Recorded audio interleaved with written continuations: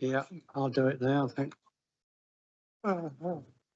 Right, thank you, councillors. We're going to move on to motion 3.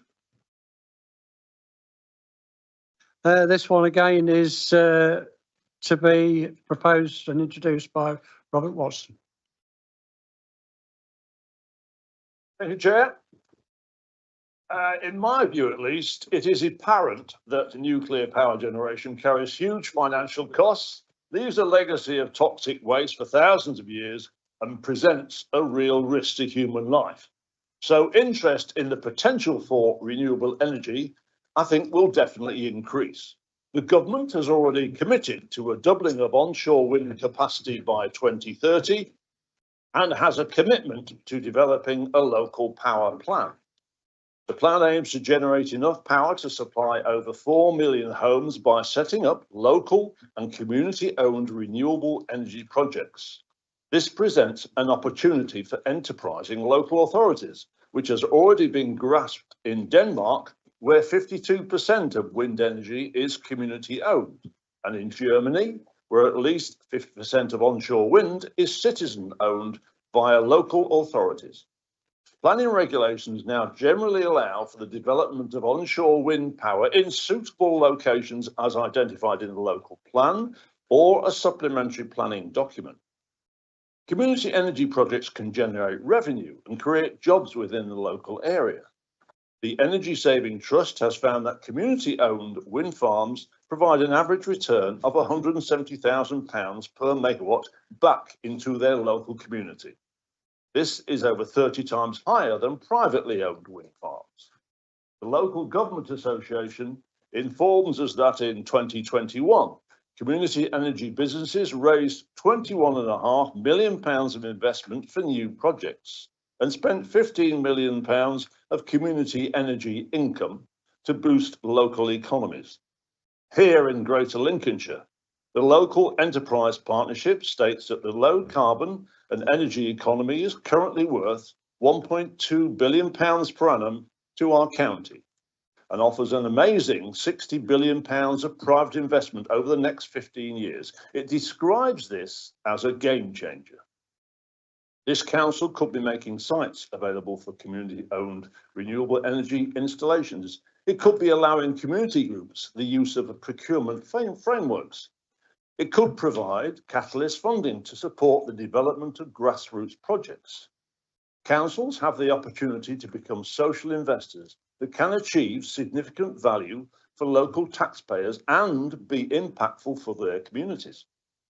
I believe that the time is right for this council to start looking seriously at community energy. We have neighbours who are well ahead of us with this. The Grimsby Community Energy Group is a not-for-profit cooperative, and since they were formed in 2016, they have raised £900,000 to deliver renewable energy across North East Lincolnshire by installing solar panels for community organisations with some funding from North East Lincolnshire Council. In the Scunthorpe area, North Lincolnshire Community Energy is a social enterprise working closely with the North Lincolnshire Council. Although only formed in 2023, they have installed solar panels in 18 buildings in the area. The only community-owned energy scheme that I could find in East Lindsey operates at Belchford, where they have a barn covered with solar panels, and that's it. Community energy projects will not happen by themselves. There are complex challenges that stand in the way, ranging from the development of robust business models to applying for planning permission. Many of our communities, particularly along the coast, are disadvantaged and marginalised, and in order to start a project from the ground up, they will need support to build skills and knowledge. They need time and resources, and they need our help. But at the same time, community energy businesses can help us progress strategic objectives such as net zero, climate emergency, local economic development, social engagement, and fuel poverty reduction. In summary, I would like to finish by quoting the leader of our council from his statement on climate change to the AGM of this council back in 2019, when he closed with these words: "The possibilities are endless. and we all play a part in that as individual councillors. Please, let's all play our part now and support the motion. Thank you. Thank you. Did you wish to speak? I'll reserve my right, thank you. Thank you. So councillor Hesketh? Yes, thank you. I find this quite an attractive proposal, actually. Just to be clear on certainly my position on nuclear, I've never believed nuclear would be good value for money. It's always been, it was deemed to be so cheap, you would never even need to meter it, as I remember reading. The reality is it's so expensive, I don't think our children will be able to afford it. And there's no end to the amount of waste that it produces. And personally, I'll fight tooth and nail to stop nuclear reactors being put on our coastline, because it'll ruin the visitor economy. There are other, if there are going to be some, there are other much more attractive places like old power station sites, for instance, to use some common sense rather than doing something which would damage the infrastructure. So I quite like this, because, you know, you put 10 solar panels on your house and you can, on a battery storage system, you can reduce your energy efficiency by, you know, you increase your energy efficiency tremendously and cut your energy bills by 80%. If we can get all households to do that, I would rather spend millions on that than anything else. I like the idea of community schemes, and where appropriate, I think small scale solar could be very attractive.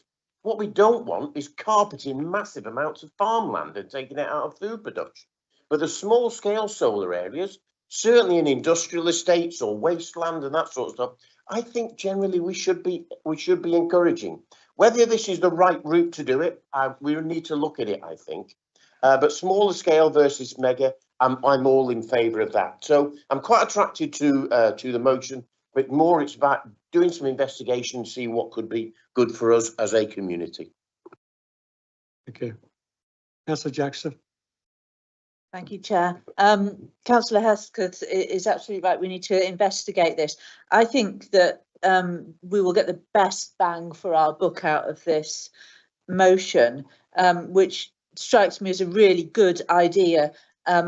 If this is a scrutiny as well. Now, I am going to support this motion because realistically, it may not get the chance to have scrutiny time. I know quite a lot of the time, good quality scrutinies come forward, but they don't always get to be scrutinies, whether that's because of the timetable that we've got or because of the interest that you sometimes get or don't get from members of the authority. But I think it's really important that we do look into this, and that actually having it as a scrutiny as well will give us the evidence base that we need to put this forward. So I am going to support this. I think it's very important that we do it, but I am also going to say that this does need to come forward as a scrutiny as well. Thank you. Thank you. Councillor Leyland? Thank you, Chair.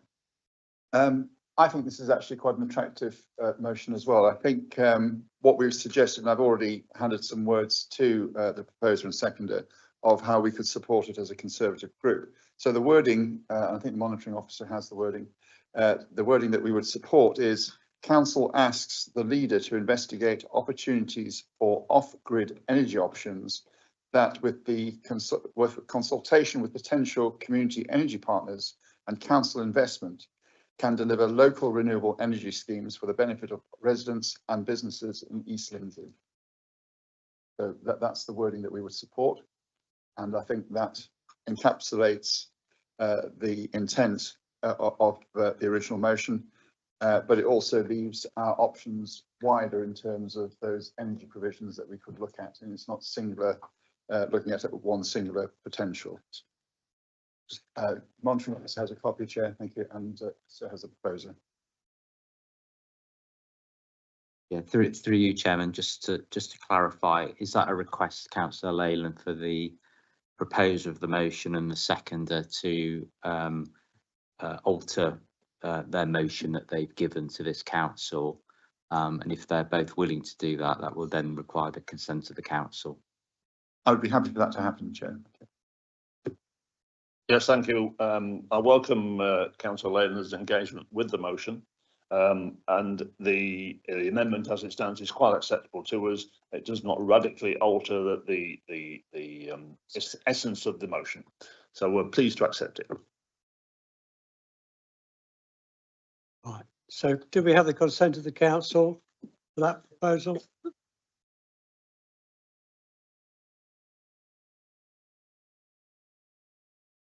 Just to clarify, the procedural here is that if the mover of the and seconder of the motion have agreed to alter it, the council's consent is then taken at that point without discussion. You will then have the opportunity after that vote to make any further comments or any further amendments that members may wish to make. Thank you.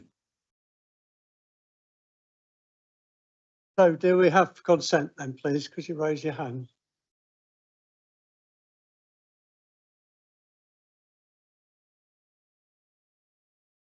Okay, Yeah, I can help with can I that, hear the councillor. motion again before we vote? So the new wording is that council asks the leader to investigate opportunities for off-grid energy options that, with consultation with potential community energy partners and council investment, can deliver local renewable energy schemes for the benefit of residents and businesses in East Lindsey.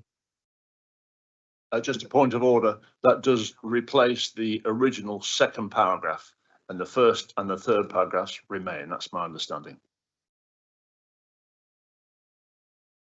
Yes. So consent on that, raise your hands, please. Against? Abstentions? So that's fairly carried. Right, so questions now will be on the. Yeah, Councillor Makin Sanders, did you want to?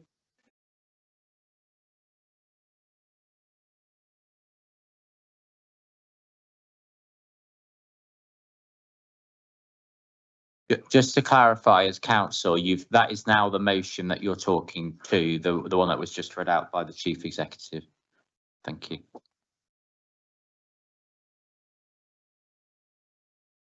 Jill is after Hawke. Who? Jill Makin Sanders is after Hawke. Yeah. So all these speakers were on the original one. So can we go ahead with that? Yeah. Right, so the first of them I've got is Councillor Kirk. Right, thank you very much. Yeah, I really welcome this motion and the excellent new middle paragraph.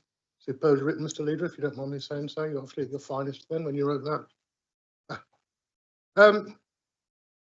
It's probably one of the most important motions that we're going to debate as a council. And that makes it really, really strange when we've talked about nuclear and the threats of pylons.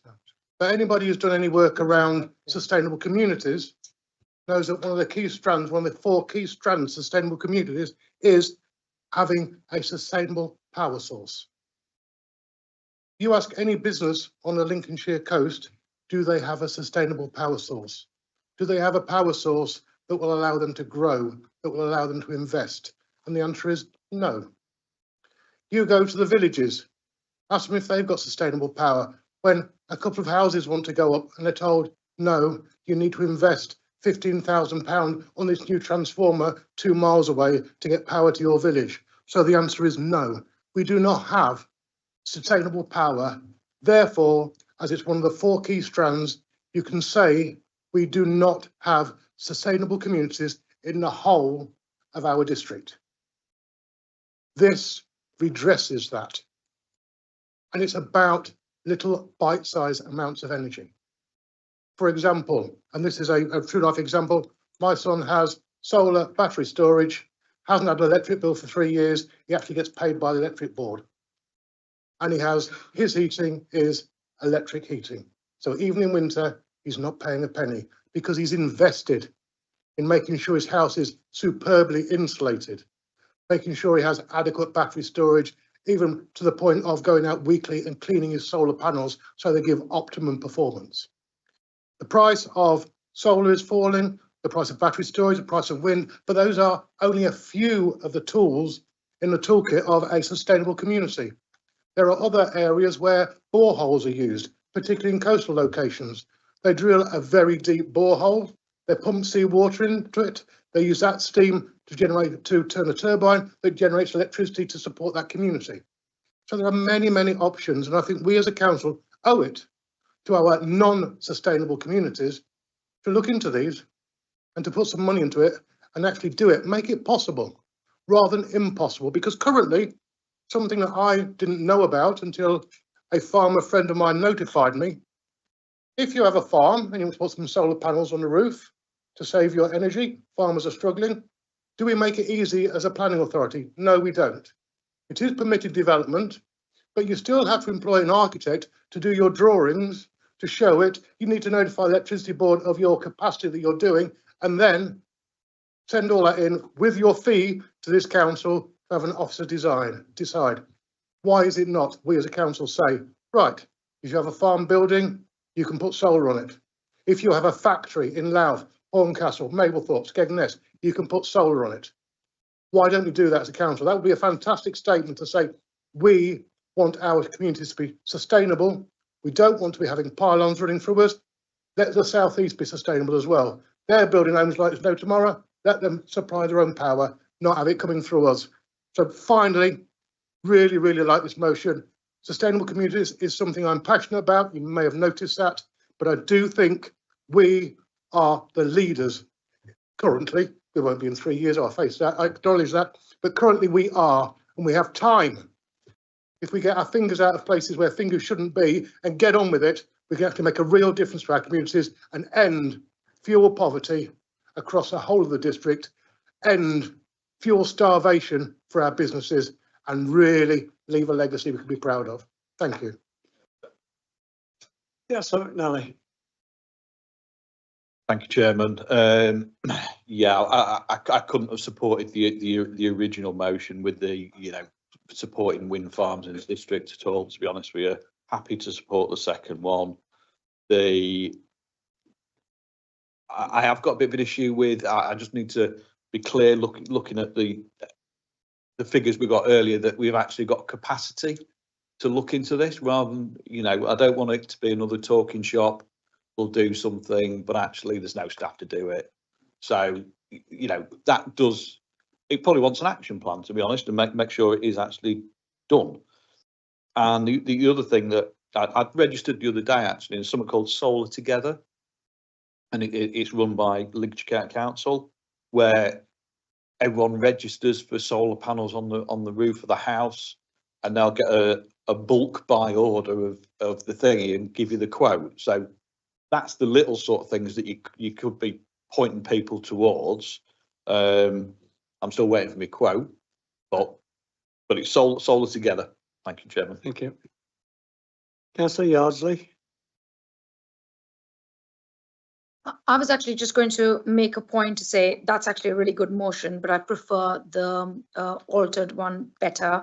I also just wanted to say there's a lot of commercial space that's available in East Lindsey. I know Rugby, for one, had commercial space that we couldn't find anybody to take it on. Maybe schemes like this would be useful, and we could generate income for those areas that we have them on. So very happy to support this. Thank you very much.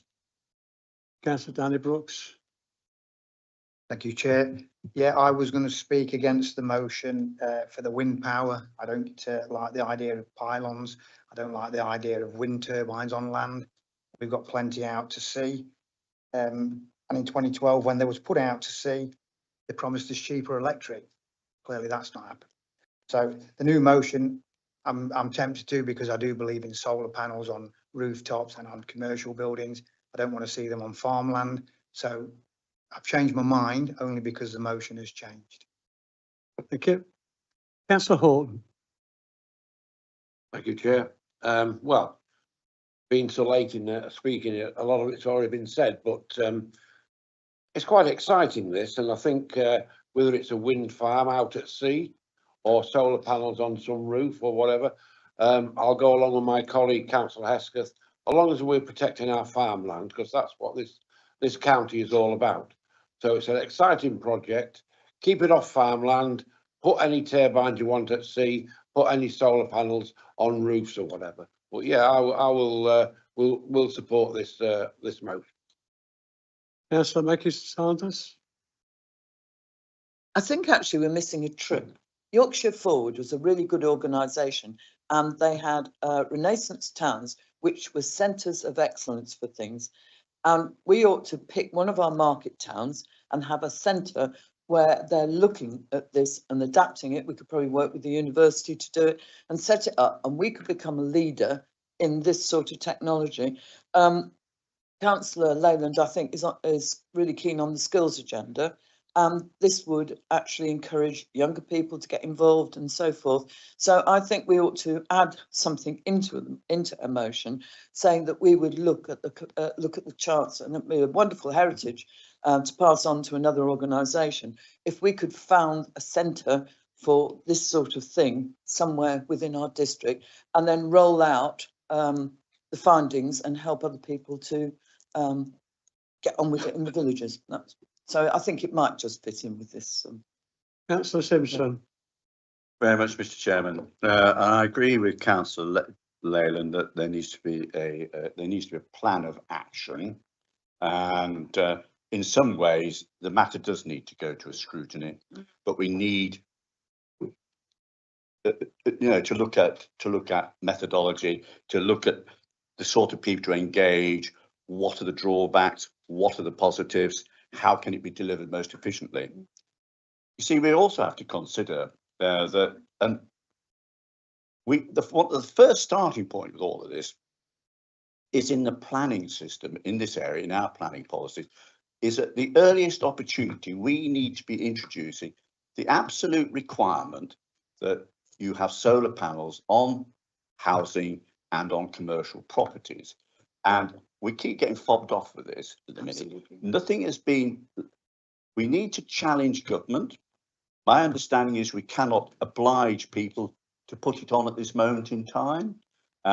We need to be sending our representative to government saying, from next month, this is what we're doing. Are you going to challenge it in court? Because if it doesn't, would they actually drag us over the coals if we said we're going to do it and we're prepared to be legally challenged over it? We do need to get it on the roofs, and we need to get it on the commercial properties. One of the other things we need to bear in mind, when you start putting solar panels on commercial properties, you do actually affect the business rate. It alters the business rate. So as a council, we need to be prepared to encourage businesses to put it on their roofs and be prepared to give them a business rate discount because they've done it. There is a reticence to do it because it makes a lot of difference to a business rate if you've got a huge acreage of roof space. And I can take you to places in the district, in my area, where they would be happy to put it on tomorrow. But there's this cost. And that's where we need to be giving help. We need to be providing monetary support to encourage people to do it if necessary. Yep. Councillor Leyland. Mr. Chairman, there's lots been said tonight, which actually makes perfect sense and something we should be doing as a council. Bearing in mind, we do have lots of other commitments of officer time, but we do have a very good officer team at East Lindsey dealing with carbon reduction and all these schemes that we have for house installation and home installation. They are up to their eyeballs in work, which I entirely appreciate. It's being very well recognised as well. But I think if we gave free rein to officers that are actually very keen to see this thing grow in terms of our carbon reduction potential, I think it's something that we need to consider carefully. So I don't think we need to make any changes to this motion as it stands. It's understood by the executive board. We've heard Councillor Kirk talk about a plan to get investment into making sure these things happen without too much difficulty from the council. Councillor Ashton can help with that in his planning role. And certainly we have a very active portfolio holder for climate change that will quite happily engage with all this. But I do think that the process that Councillor Jackson suggests of actually getting this embedded into the council thought process and have an action plan around it and how we can deliver it is a good start, so that we can fully understand what it is, what it means, and how we can change attitudes. And this is actually, considering we've had a vehement discussion tonight about renewable energy, I think actually the community benefit side of this is where this matter rests and where it turns. If people gain benefit out of it and it's significant, they will actively support it. Thank you, Chair. Yes, councillor Hesketh.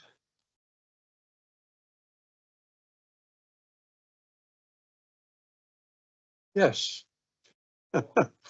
Very quick. We've got around about 60 acres of concrete, which used to have an old gas terminal on it, which would be ideal for solar panels as a first project.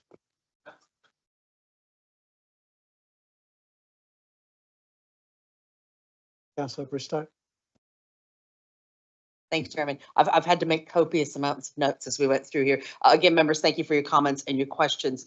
This motion comes at a time when only on Monday, the Met Office warned that extreme weather events of recent years, the rain, flooding, heat waves, and drought are here to stay, thanks to the greenhouse gas emissions our societies continue to create. It's also on the heels of an anti-net zero party claiming a majority at the county council. So I'm glad to hear Councillor Brooks supporting the altered motion because Mr. Tice MP called it net stupid zero, and that was an actual quote in a BBC article. I don't think it's stupid at all. Councillor Watson has informed us of some very convincing numbers, and our neighbors in the north of the county are already gaining experience in the concept of community energy generation, are undoubtedly reaping the rewards in both reduced carbon emission and financially. So why not us and why not our communities? I'm delighted to hear the majority of you are in favor of this. I also go back, Councillor Yardley mentioned, and it was something that I put into an objection on behalf of one of my employers about what good is energy security without food security. So this is not about putting solar panels on farmland. This is about putting solar power on roofs. It's about putting solar panels on places that are concrete blocked over now and don't have any other real purpose. This is not about our agricultural land, and I think we go to the death on that. I like Councillor Kirk's suggestion about relaxing of the planning things. You know what? Do it. Let's not add to the bureaucracy. Again, for me, it talks about legacy and impact. There's certain programs that we could roll out from this council with a minimal amount of fat. Hopefully there would be a bit of money in there to help subsidize some of this, even when your income is not below a certain threshold, or when your house is not leaking heat at a F rating, which is what a lot of the ties are to now. I think it is one that we cannot delay on if it's going to be viable prior to our demise as a council. We have committed to net zero by 2040 and a 45% reduction in our carbon footprint by 2027, which is what we think is our disappearance year. I'd like to see us give power back, literally, to the people and the communities we have been entrusted to serve. Thank you. Thank you. Councillor Watson. I'm happy to move to a vote, Chair. Yeah, Councillor Watson. Right, so we're voting on the wording of the one that was read out by the Chief Executive. So could you all show your hands in favour?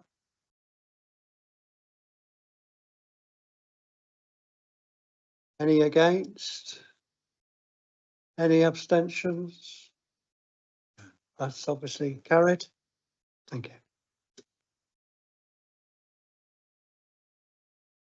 Right, so we move on to item 14.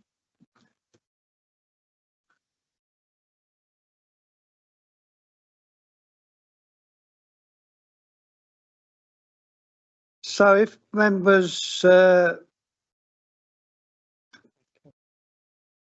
sorry, Ross Jack, yes, Councillor Jackson to present it. Thank you.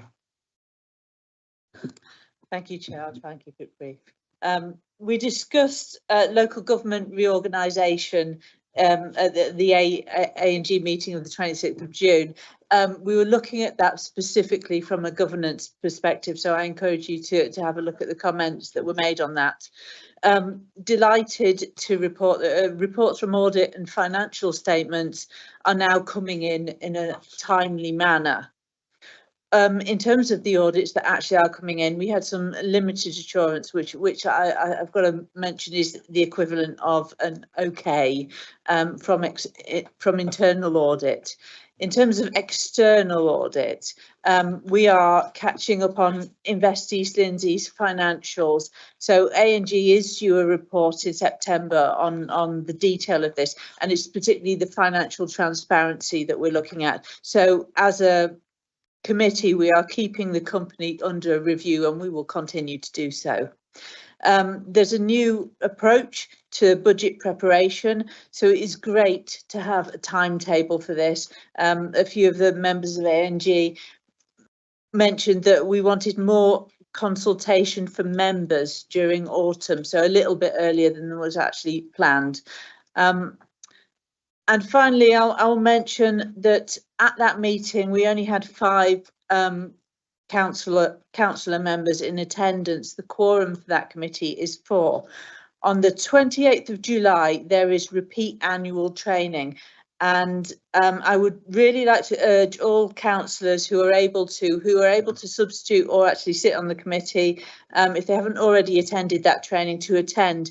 It is good for substitution for that committee, but it's also really important to understand what audit and governance is about, in order to understand how the council works, how its financials work, and so forth. So I think it's really important to do that training whether or not you're on the committee.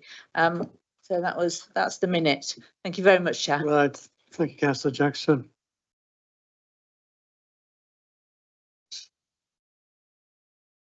So this item is for noting only, but if members wish to refer to the exempt audit and governance minute, the item below the exemption on item 17. So has anybody got any comments to make on that item? So we don't need to go into that. Item 15 then is questions.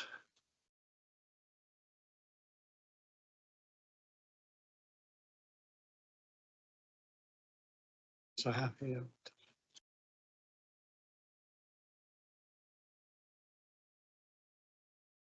Councillor Ireland. Mr. Chairman, I'm aware that we have a number of questions, but we also have a very important paper to decide, and that's in relation to staff, the job evaluation work that's been going on to see a partnership with pay structure. It's really important for our staff that this is put through. This is a paper that was brought before by the concern of councillors in this chamber.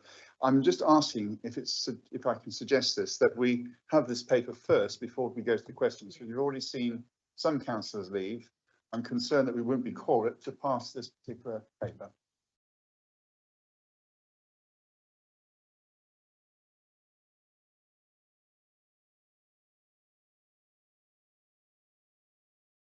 Just ask if members are content to take so. Well, members, can you show hands if you're. And one of yours is left, to be fair. So go on. If you're willing to do this. Yeah, I think that's fine. So we can move on. So we need to vote to go into exempt session. Yeah. Item 18. Yeah. So we now go into exempt. Is the